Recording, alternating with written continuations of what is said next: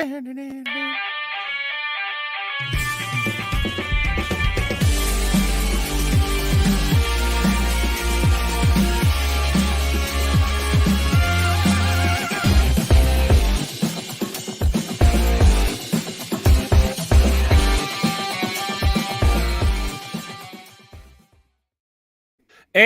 we are live. Hello and welcome to Beyond. No, this is not Beyond a Doubt. This is the Douding Thomas Monthly Recap. I can't even keep my crap straight. That's how good we're doing here. I'm your host, Adam Doud, and joining me as always is co-host Mr. Cliff. How you doing, Cliff? It's fine. It's some kind of pun name that we use. Yeah. When you start busting out all the puns, I gotta take my pills. That was the announcement that was going on just now. But anyway, when you have all these different puns, it's tough to keep them all straight. Yeah, it's like lies and puns, very similar in that way. Yeah. You know what the secret to lying is? Never lie more than you absolutely have to. So always stick to the truth as much as possible, but just alter the little details. Now that I have, the more you know. Now that I've taught my entire audience on how to lie successfully, we can go ahead and continue on with the show. Hey, Life have you been from benefit of the doubt? Right? Have you been paying attention? We had a planetary alignment for the last couple of days. I don't know if you noticed that, but I did not. Yeah, Venus and Jupiter have been kind of hanging out together and making spicy. some funky. And of course, Uranus was involved in that too. No, seriously, like Uranus was actually hanging around too. In Uranus, if you want. Yeah, exactly.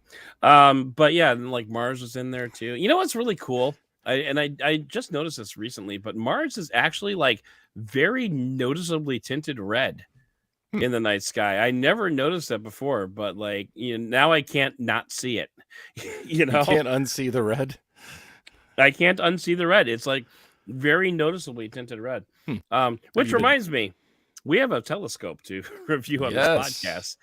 Now that it's actually getting like not crappy outside, we might be able to do that. But we also have some bike accessories to review. We do have some bike accessories. We got a whole bunch of stuff coming up. We've got our calendar is completely detonated once again, but yeah, so I need to go through that. Like I got to do my taxes first, then I can go through the calendar and figure out like what our broadcast schedule is going to be, because my taxes are going to be a goddamn nightmare. But that's how we roll, man. We're recording this on Wednesday. It's probably gonna go out on like Friday or something like that. But we're recording this on Wednesday, and like I recently shifted my work schedule so that I work 4 10-hour days instead of 5 8-hour days. So Wednesday is normally a day off today. Today has had such Saturday vibes all day. It's been like I've had to like remind myself that tomorrow's Thursday, right, and I still have to work. But don't you hate that? That is part of the also. I guess you would call it a symptom of, at least for me, of primarily working from home, is that when it gets, because usually I usually go in to my home office a few days a week. That doesn't sound right. The home office of my work, right, 2 days a week versus my home office. Your home office is your home, but anyway, right. But usually that's more towards the beginning of the week, and so usually like Thursday or Friday, I'm not really sure what day it is anymore. I think it's almost Saturday. Well, and like during COVID, time had no meaning. Oh, I know. So at least we're kind of back to a normal thing like that. But yeah, today is just like serious Saturday vibes. Like I have had to remind myself on multiple occasions, it's Wednesday today. It is not a weekend. You actually do have to go to work tomorrow, which sucks because it's spring break, so the rest of my family is off. So I'm waking up at 6:30 in the morning, and they're all like, "Oh, walking out of their bedrooms at 10." It's like, you guys suck. I have a project that I have had to wait on some other people to send me things for my day job, and this kind of goes back to what I was saying. I don't know what day it is, but I thought that this very serious deadline was today, and I had not even received the things that I need to even start the project yet. And oh my gosh, for like half of today, I was freaking out until I really remembered that it's actually due tomorrow. So okay, but still, have you got the stuff now? Still a little bit freaked out, but I did receive the stuff. Yeah. So tomorrow's it's gonna be a cranking day. Yeah, I'm gonna get up. Tomorrow's gonna be a cranky Cliff day. Yes. So, that's why we're recording today, everybody. Yeah, so, exactly. The more you know. But anyway, so we're a couple months into, like, we said a couple of months ago that we were going to try to do more regular content, double down on YouTube and start putting out more reviews. And I think it's been going pretty well. I mean, I've been enjoying it, I think. I know you had some concerns that you were talking about recently, and I don't know if we want to air those that dirty laundry, but I mean, I don't think there's a problem with it. You were mentioning that sometimes when you get done with a review on the channel, you feel like you pointed out the features, but you never really get around to like how you actually like it. And I just wanted to say, like, first of all, I'm not sure. I'm not sure that that's necessarily the case. I think we are actually, giving out, valid opinions about the things that we review. Well, first of all, just to put an asterisk on that. Yeah, let's specifically talk it out.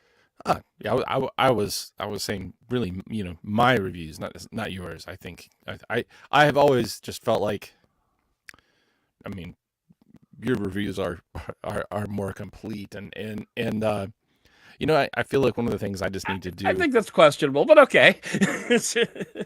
But I feel like in my head I need to have like a structure where I'm almost like, it's like my mental outline that I need to sort of.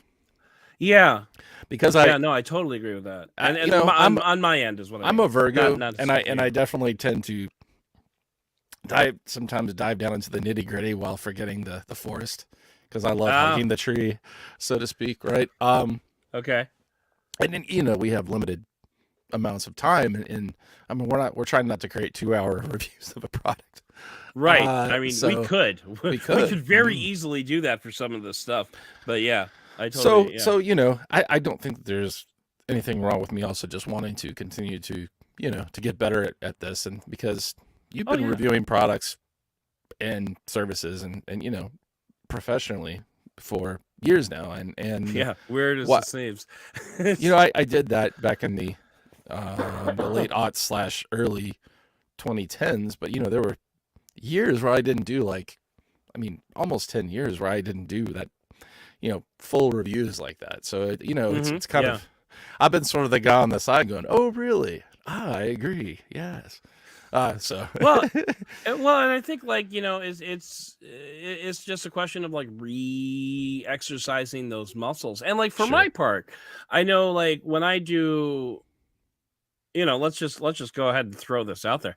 The Scotty Vest jacket review that like just went live, it wasn't my best work. I know that. I know that because the big difference is like when I'm writing a review, a lot of what I write is very kind of stream of consciousness type thinking. Like I generally have like a story in my head that I want to tell about a given product, and then what I will do is I'll sit down and I'll start banging that out on the keyboard and kind of developing that story as I go. So I mean, in a way, that's kind of like what we do here. Like except I'm speaking words instead of writing words. The difference is that I have backspace with my keyboard, and I don't have that with with the live reviews. And I think what we both could do a little bit better, and I know we've actually done this a couple of times in the past, but I think what we could both do a little bit better is if we had like an outline of things that we wanted to talk about, that would probably be better. Because like a couple of the reviews, and honestly, the audience can probably see this too. This is not, we're not spilling any like dirty laundry here or anything. But like, I think there have been a couple of times that we've gone into a review thinking, oh, this is going to be super easy. We're just going to talk about this and this and this and this and this. And then we actually get on the air and we're like, Oh wait, and or like what I was doing a lot with the coat was, and that's our review of the coat. Oh wait, then there's this thing with the pockets that it does, and that's a review of the coat. Oh wait, then there's these things with like the headphones, like you have a story in your head and you just skip past it, like because you're so excited. That is definitely I will definitely usually in some form or fashion have a mental outline rather than a written outline of things that I want to cover. And then, as an example, I have reviewed true wireless headphones in the past, and speakers and things like that. And sometimes I'll neglect to mention battery life or to talk about the software that goes with it. And I mean, I'm kind of just throwing random things out there, and it was definitely on my mental list. Yeah, because you do kind of go down avenues, and like you, I'm a very stream of consciousness person when I write and when I'm doing these podcast reviews.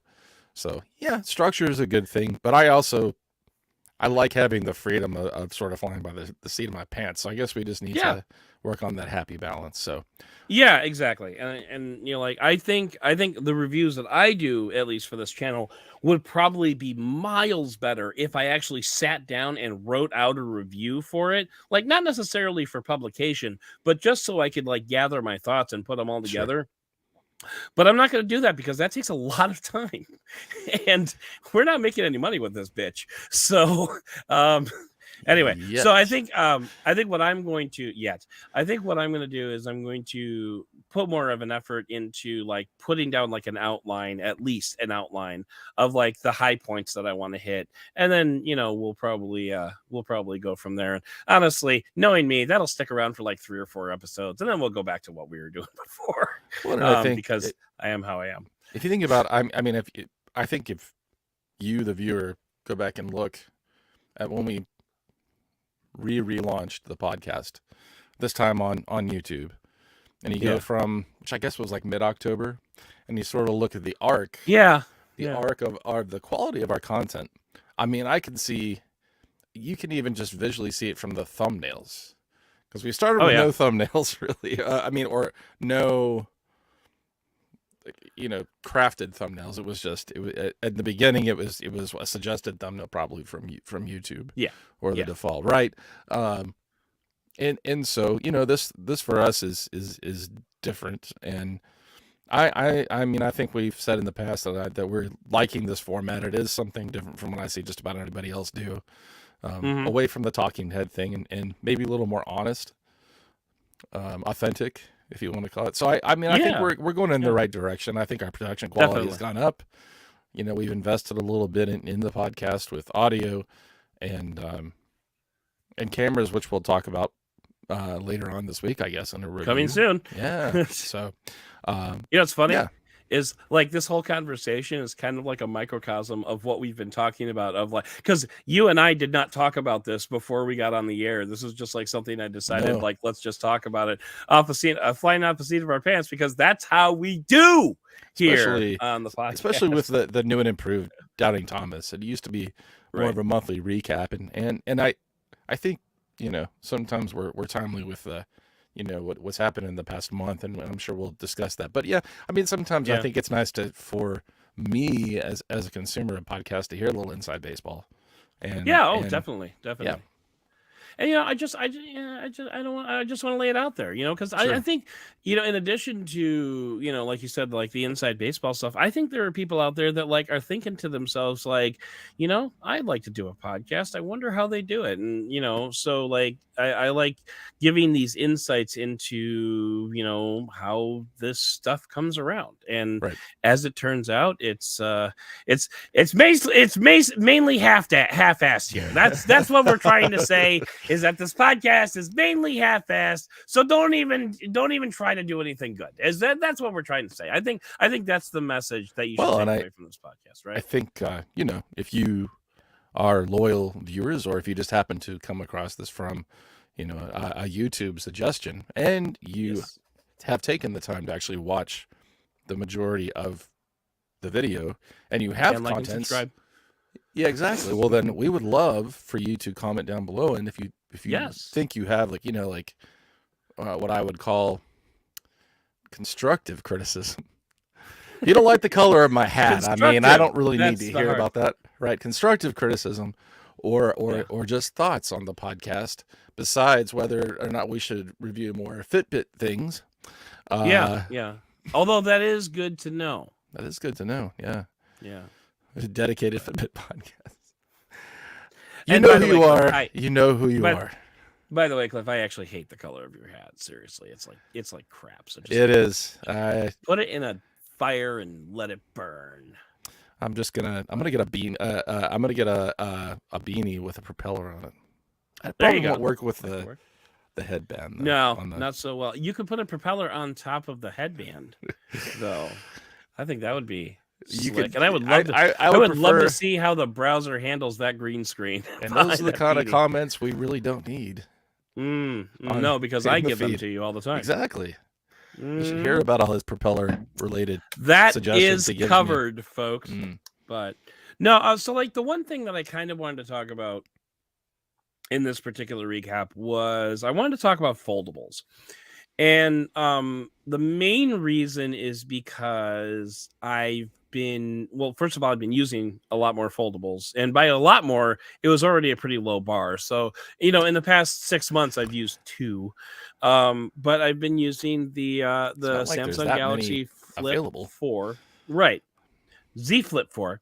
And then, this month, I published my review for the Honor Magic VS or Versus, however you want to call it. I think it's supposed to be the VS. I'm just not sure. Honor put a lot of thought into that before they named it. But anyway, so before, and some of our regular viewers, some of our longtime listeners, by the way, thank you very much. Yes. We'll remember, the review that I did of the Galaxy Z Fold 2, which for which I lent Samsung $2,000 for 3 months so that I could do a review on it. And one of my takeaways from that particular foldable was, the phone that turns into a tablet. I felt that the phone part was too small to be considered a phone, and the tablet part was too small to be considered a tablet. So neither was particularly very good at its job. It didn't hit the Goldilocks standard. It did not hit the Goldilocks standards. Now, we have not evolved all that much in that time, mainly due to a depressing lack of competition.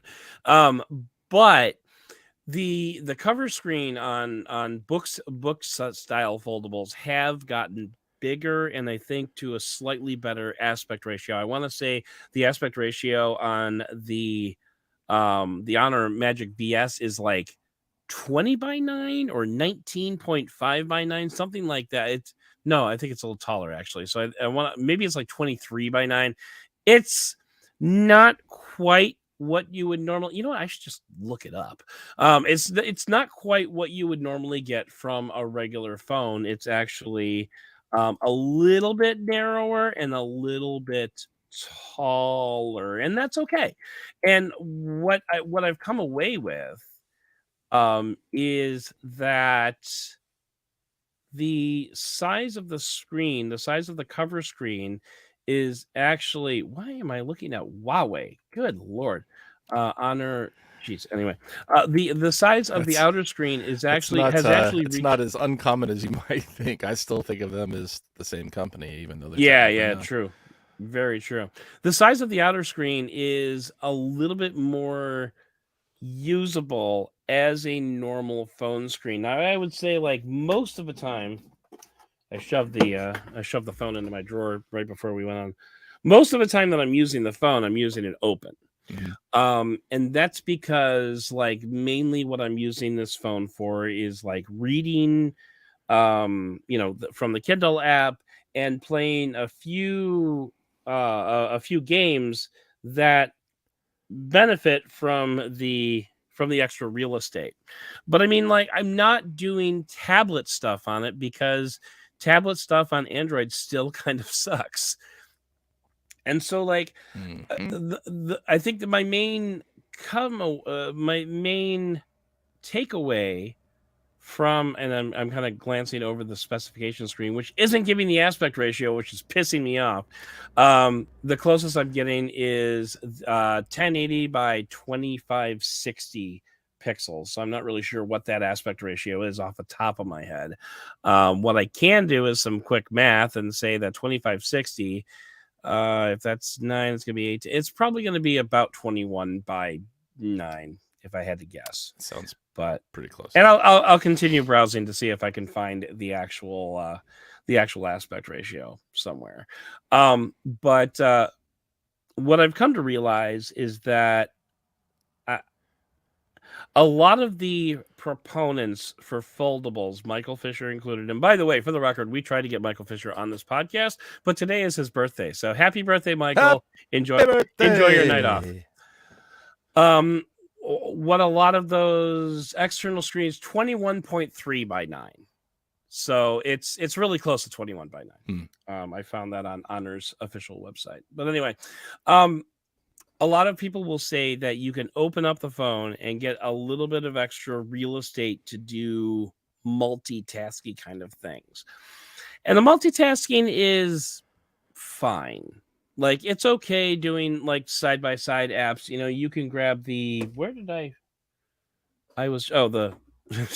the Surface Duo, you know, does the same thing with the two screens side by side. I would argue it actually does it a little bit better because like each of these screens are its own thing and it doesn't have to worry about crossing over, and like each of these screens are wider than, you know, each half of this phone by a pretty significant margin too. In my experience, I would say I haven't used the two, but for any significant amount of time. But in my experience, with limited as it may be with foldables, I found the Surface Duo form factor to be my favorite outside of making phone calls, for which it is very awkward to do because it's so wide. It is when you're holding very Kraft cheese slice sized in that respect. But I mean, like, I think the Surface Duo would actually be a pretty close to perfect phone if it had a cover screen. And I know you can take the phone and you can flip it around and do it like that, and that's fine. But like, this makes it awkward. Like, this gap that's here because of this camera bump makes that a little bit awkward. Is it more awkward than this gap or than this width? Probably not. But it is actually a little bit thicker. If I hold these up together, you can see that the Microsoft Duo is actually a little bit thicker than the Honor Magic VS. And by the way, I should also point out that the Honor Magic VS has a case on it, so that's making it even thicker. I remember that was a pretty thin boy. If we were dealing with naked phones. Yeah. If we were dealing with naked phones, this would be a lot thinner than the Microsoft Duo. I mean, you know, the Duo is very thin. It's just that, like you said, that camera bump makes it unable to fold flat. Right? Yeah. You know, and I'm starting to think maybe that's not right. Maybe it doesn't need an external screen. I don't know. It needs something. It's not quite apparently because it hasn't sold well. Maybe not be a Microsoft product, unfortunately. I mean, yeah, because I mean, when you open it like that, but I mean, nobody carries the Duo around like this with it open like this. I mean, the point of having a book style foldable. I wouldn't, because it's, I believe, Gorilla Glass Victus, which scratches so easily. Yeah. Well, yeah, but I mean, you want to have it closed. That's the whole point, you know, protecting the screen. So, like, anyway, you know, I'm getting off topic. Yeah, the point is that, like, I think the extra screen real estate that a foldable offers is valuable, but I don't think it's quite to the price point where it needs to be to get that value. Like, I think it's a good thing to have extra screen real estate, but is it a good thing to have for, I think this is like €16.99?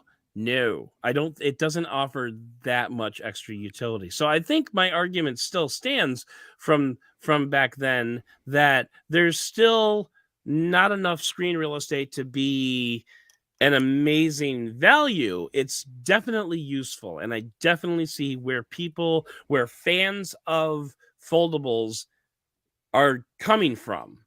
But I still think that the pricing is too far out of reach for people to actually get value from it. So here's my thing, and I've been thinking about foldables a lot over the past week or so, knowing that we might be talking about it in the next week or two. As a smart as a genre, yeah, smart phone, smart. Ooh, So I really feel like, first of all, the hardware just continues to get better. Oh yes, and more resilient, and while it's still, because of the nature of a folding plastic screen with a hinge, is not something that you want to take to the beach or that you want to use in the rain that much, or fold any more than you actually have to. It's definitely gotten better than the first few generations. Have you seen but I'm sorry, finish your thought. Well, you basically have said what I think the problems are with folding phones, and that is, number one, that right now they're all Android based, and Android as of right now is still not optimized for tablets or tablet form factors. Right now there is 12L. It's getting better. It is getting better, it's but getting not better. There is a version of Android that is optimized for tablets, and that is 12L. But the only one that I think that's shipping with it is Samsung's foldables. Yeah, Samsung's foldables. Right. And so I think that the real problem is the software side of it, right? And I know that, and this is why I still think if I recommended a foldable to somebody, it probably would be, it definitely would be, it would have to be a Samsung one, because I feel like none of the other foldables, from what I have seen, that's the only one that you can buy. But there is that.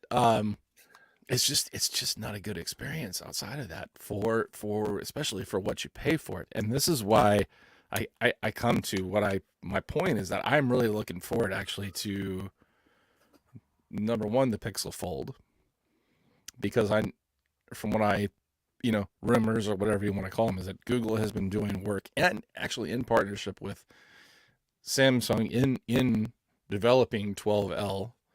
Yeah. And I'm sure from there, an optimized version of Android for foldables, and then you're going to have the wonderful Pixel googly things on top of it that they have done so well with previous Pixel phones. Now, that's not to say that I think it's going to be a perfect experience. Far from it, because Google. but I think there's a high chance of probability that the software will be at least as good as what Samsung is now shipping on their foldables that are sold in the North American market and other markets. But I agree. Better optimized. I'm also looking for, really though, I think what it's actually going to take to fix the market is, I hate to say this, but for Apple to come to market with a foldable of some kind, to show us how to steal all the good ideas from what's already out there, and then optimize the rest of it, and invent features. I don't know, but invent. We're using air quotes here, people. Yeah. But I do feel like, first of all, Apple has a ton of experience with tablets in the first place, and iPad OS is generally a great experience on an iPad. Yeah. And so those two things, I think, together will make, if they ever decide to ship a foldable, I don't know why they wouldn't, except maybe they're afraid that, it might cannibalize iPhone sales and iPad sales. But I don't know. Their iPad lineup's really weird right now anyway, so I don't know what they're doing. Anyway, in terms of a software experience on a tablet, I actually kind of dig Dex, like Samsung's implementation of Dex on a tablet. But that's a desktop when experience. I was with. Well, no, that's right. They do have Dex for the for their tablet. I forgot about tablets that. for the Tab S8 series. Mm. Dex was it was kind of funny because it was basically kind of like not really dual booted, but like you would have to switch back and forth between Dex and not Dex, Right. and like and it was funny because like a thing like 1Password didn't work in Dex at all. So if I ever wanted to like log into an app, I had to switch into Android mode, log in, and then I could switch back to Dex mode and use it like that. Why But were like you liking this again? I'm sorry. Why were you liking this again? Well, no, that was like one of the small caveats that like Sure. it wasn't working, but just the general like having the taskbar across the bottom with the various apps that you can switch between. Right. It was very similar to like a laptop like experience, and I think like when it comes to tablets, I think that's what people want like a laptop type of experience. I think trying to optimize for mobile isn't necessarily the best route to go because when I'm using my iPad, it's usually just one app at a time. I don't multitask a hell of a lot on my iPad. Not nearly what I do to the extent of how I multitask on my phone. And I think that's just because the input on a tablet is kind of terrible still if you don't have a keyboard. And B, because I think just what I do on a tablet is not necessarily doesn't necessarily lend itself to multitasking unless I'm actually trying to work on a tablet. And I have a tablet that's coming that I'm going to be reviewing for Slash Gear that I probably will spend at least a couple of days doing my job on the tablet just to see how that goes. But so and like in that case, I'll probably want to multitask a lot more. But just in terms of like how I use a tablet, I don't think that necessarily lends itself to wanting to multitask a whole lot. Here's what's kind of strange to me, right? And I don't want to poo-poo foldables because I mean we really have only seen two variations of the same themes, either a flipping device or your whatever you want to call it, your two slices of bread that or the taco form factor, right? There we go. I mean, right, exactly. But here's the thing, and I've seen other people that use iPads say this as well, but just in general, I don't feel like tablets are that useful. And I agree. And what's funny? And I know. I mean, I've talked to so many people that are not tech nerds like me, and they're like, "Oh yeah, I have an iPad. It just sits on my on my table at home, and I browse the news, and but it's not something I take with me that much." And I know that there are people that work solely from an iPad Pro. Yeah, and so there are exceptions to what I feel like has become sort of the norm. But I would argue that those people that are working exclusively from an iPad Pro are using it like a laptop, and they could probably do the same work on a laptop.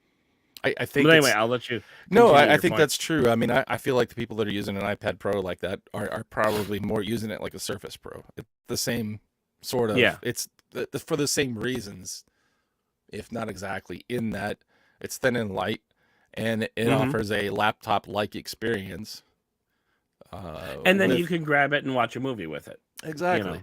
And for that, that's fine. You could also do with a laptop, but so for the taco style, a foldable, taco style. And I know that everybody's different. I don't want to again poo-poo. I don't want to yuck your yum, as you say. Yeah. But for me, I got that from stuff you should know. But yeah, if I want a transformer, I want to transform into something else besides something I don't use that much. Well, screen real estate for me. Mm-hmm. Going the other way with that is, we did, and by we I mean me. I did a lot of tablet reviews from Lenovo. The Duet and the various like the Tab P11 and the Tab P10, I think.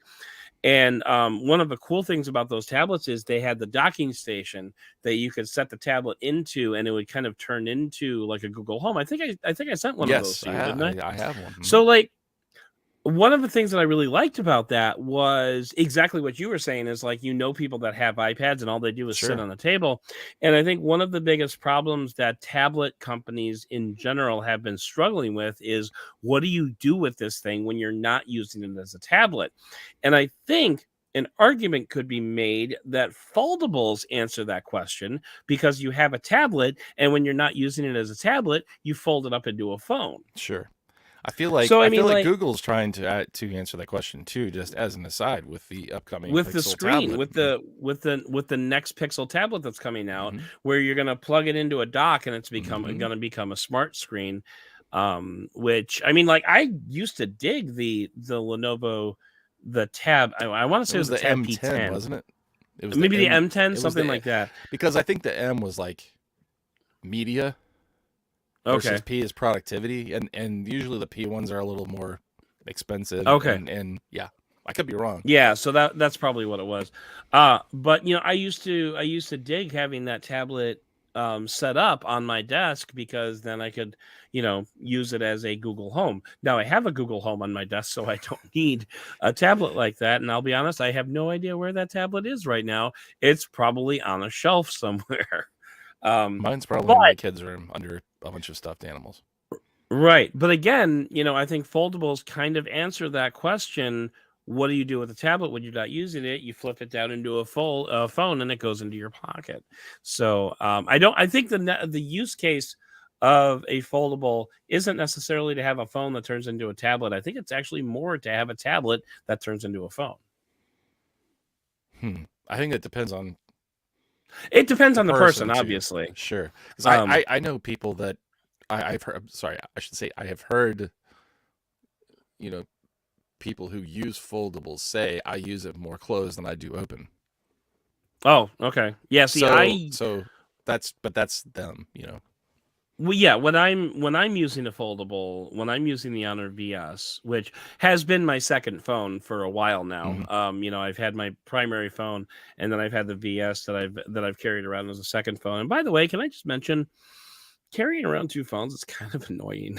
Yes, it is. like it really is. And especially now that I have the third phone for the third SIM for the iPhone, man, that's just a nightmare. And like, as much as I'm really looking forward to Great America opening in less than a month, so that I could start going there all the time again, I don't think I'm looking forward to carrying like 2 or 3 phones with me to Great America every freaking weekend. I carry 2 phones, and I'm not a a tech journalist by trade. Right. So I'm at work as a graphic designer with 2 phones out on my desk now, because I have to review some as well. And I feel like such a hedonist because of what people do at work. Well, why do you have 2 phones? Well, and then what do you say? I mean, I'm not getting paid. Right. I'm not a journalist in that respect, so I'm just like, well, Daddy likes to carry 2 phones. I like my hands being filled with things. Like, what? Look at my pockets of cash. Like, it's not me at all, but that's what I feel like.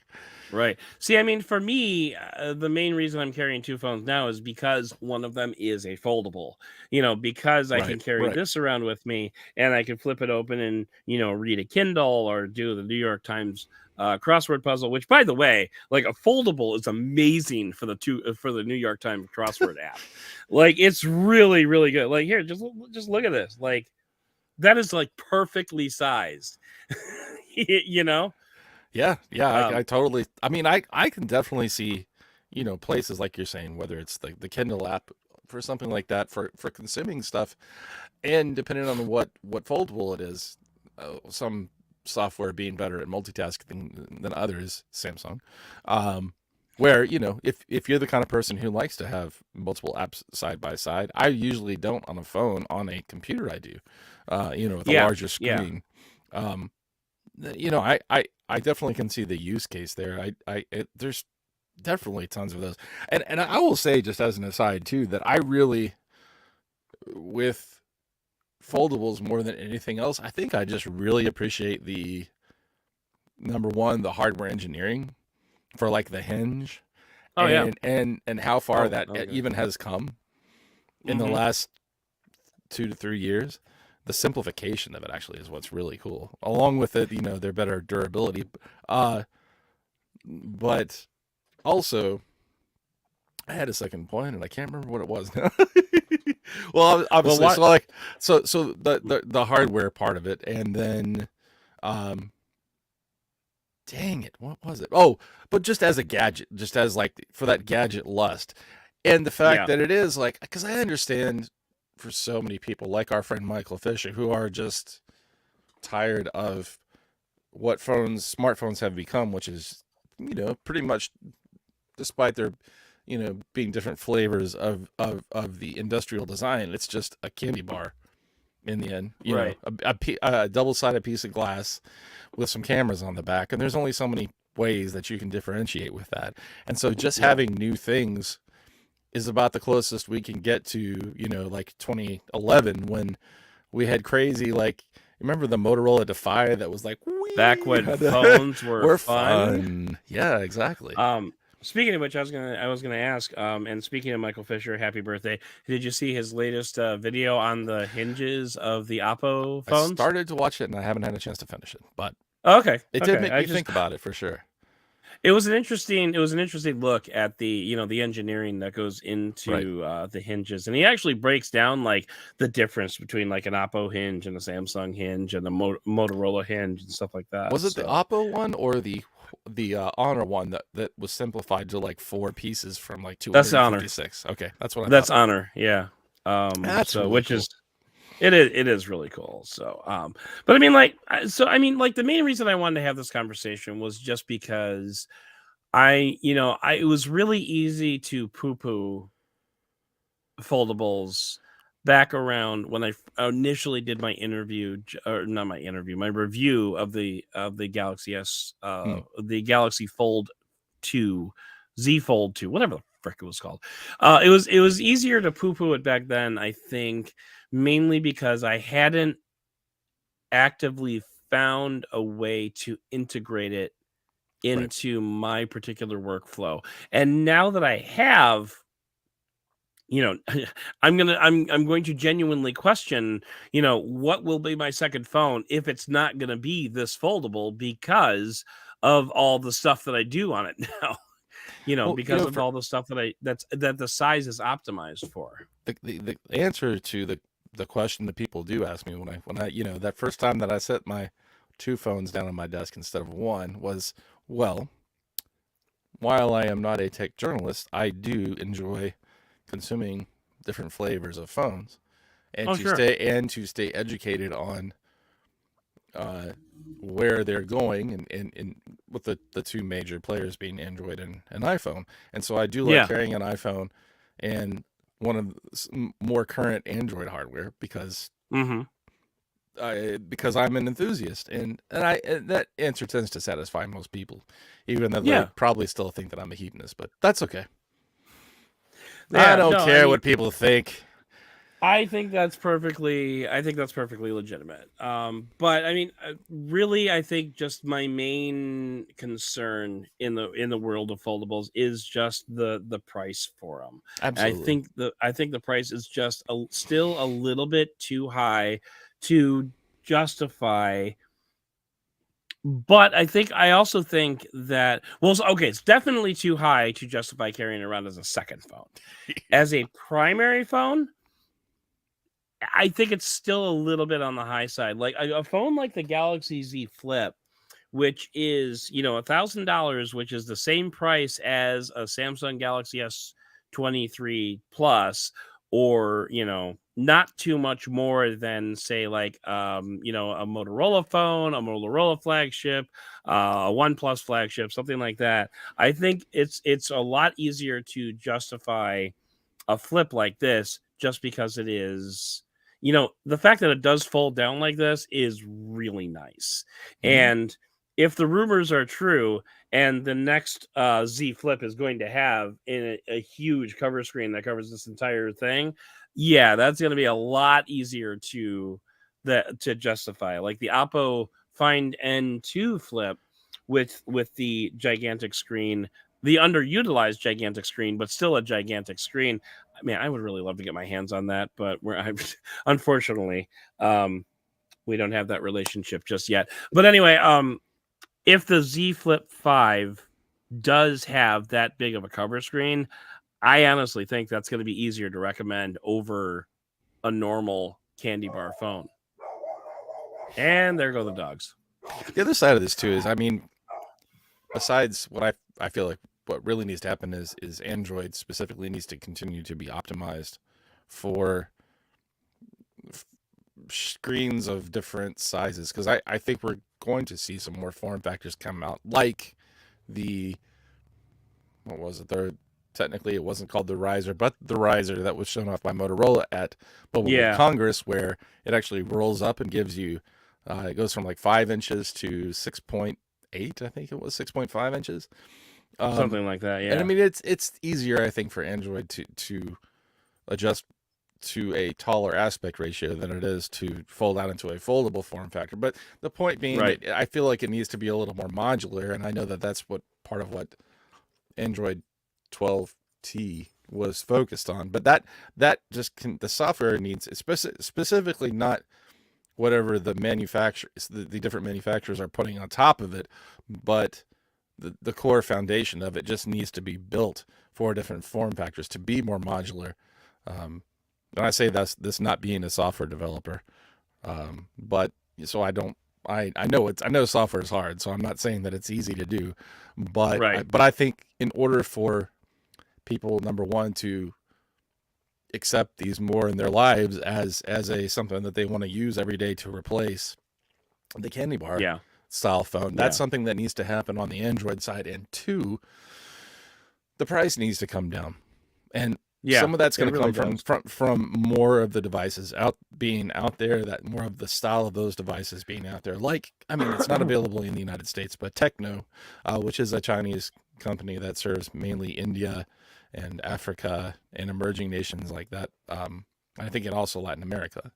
But they've just introduced a foldable that comes in, and it technologically $1,100, $1,100, and I mean, it in terms of the size of it and the technology behind it is really similar to like the Honor XS that you have. VS, but yeah. VS, sorry. Whatever. Yeah. Names, all the same though. Phone names. I still think 1,100 is still a little bit on the high side. Yeah, but you're talking about 1,100 versus $1,799. Right, I know, but when you consider the compromises that the Tecno makes, you're kind of looking at, like, if it wasn't a foldable, maybe like a $300-$400 phone, give or take, and they're still asking for I'd say more like 700, because it's still a MediaTek. The cameras are pretty bad, right? But it's still the cameras are pretty bad. It's still a MediaTek 9000 series of processors. It's still a foldable OLED device. I mean, the technology that's dumped into it is still very expensive relative to a $300 device. But anyway, that's neither here nor there. but that they're not the only one. That's just a device that shipped. I mean, you saw TCL introduce or show off the Chicago, the flip phone that never shipped. I'm still mad at Brad for not sending me that. $700 range is what they had. They had said 800. I think it was $700 to $800, something like that. And so I mean, I definitely think some manufacturers can get there. I mean, there has to be at $1,799, considering the fact that they've been making, Samsung, as for an example, has been making the screen technology for a while, and that the price really has not come down on the higher end of their two foldables. So it hasn't not significantly, correct. But not only has it not had to, they've also decontented what you get with it. Not just in the fact that it doesn't come with a charger anymore, but you also don't get that concierge service. Just literally, you get less with it. They have to have tons of margin in it by now. Yeah, well, and but also like when the Pixel Fold comes out, when the OnePlus Foldable comes out this year, that they've already announced they're going to release this year. So when both of those hit the market, I think Samsung is going to have to start realizing, okay, wait, we need to start. I think that's going to help push the price wars. the gold. It's going to help move the entire industry forward, because there's going to be just that much more competition. But yeah, anyway, I think we should go ahead and wrap things up here. I think that's a pretty good place to land. You know, we're positive about the future, and that's okay. Yeah,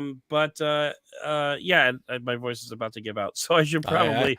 I can hear you sputtering there. Last parts of your gas tank are running out. It's getting a little raspy. But yeah, so we should go ahead and wrap things up. So that is going to do it for this episode of the podcast. Please consider subscribing to this podcast if you enjoyed it, and if you really enjoyed it, I would love it if you would write a review for the show. And if you're watching this on YouTube, click that subscribe button so you can be notified of all new episodes and reviews as they drop. If you want some early access, jump onto Patreon at patreon.com/benefit of the Doud. I'd also like to thank co-producer Cliff for all of his hard work behind the scenes and for his hosting duties on screen, because he's been doing that always, and we really appreciate it. But most of all, and as always, I would like to thank you for listening and for giving us the benefit of the Doud.